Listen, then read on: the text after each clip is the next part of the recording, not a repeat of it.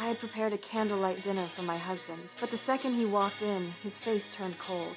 Get out now! Get out! It's just for tonight. It's terribly cold out there. For all my growing up, my mama never let a dog in this house, and I won't either. I could hardly believe it. My husband was usually so gentle, but that day he was unusually angry. Then he handed me a letter without saying a word. My face fell instantly. It was from my ex-boyfriend.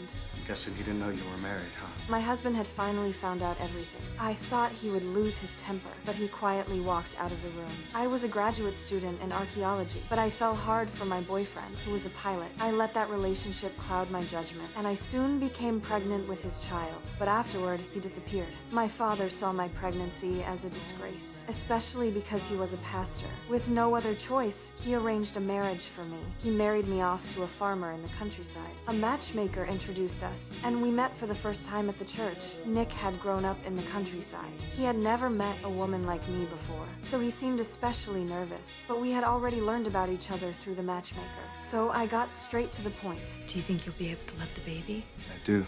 There were no lavish decorations. There was no sparkling diamond ring. We had an extremely simple wedding. I did not mind. After all, I had brought shame to my family. The wedding ended quickly and without ceremony. Nick's sister was warm and thoughtful. She prepared a 3-piece bedding set for us. But I had grown up in the city. I was used to a more modern lifestyle. On the way home, all I saw was empty, desolate land. It made me feel even more weighed down. Before long, I arrived at Nick's house. Is that garden your mother's?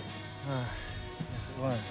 Welcome home. Thankfully, the inside was not as bad as I had imagined. Nick knew I was from the city. He wanted me to be comfortable, so he bought a refrigerator just for me. To me, something like that was completely ordinary, but in the countryside, it was extremely rare. Nick was not an ordinary farmer. He owned a large amount of land. The nearby villagers all worked for him. But Nick had also lived through a lot. His parents had died when he was young, and his younger brother had been killed in the war. His sister was now his only family. During dinner, Nick barely spoke, so I started the conversation. I told him I was a graduate student in archaeology. My thesis was about the city of Troy. Nick did not understand much about it, so he could only listen politely. Dinner ended in that awkward silence. Then I asked Nick a question.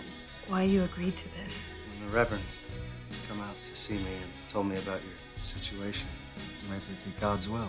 That was simply the kind of man Nick was. Honest and kind. On our first night as newlyweds, we went to separate rooms. I picked up the necklace my ex-boyfriend had left me. I stared at his handsome face in the photograph, and tears immediately filled my eyes. That was how I struggled through my first night. After getting ready the next morning, I went to Nick's bedroom, but he had already gone out. I was curious about my new husband. Then, I found a pocket watch in his drawer.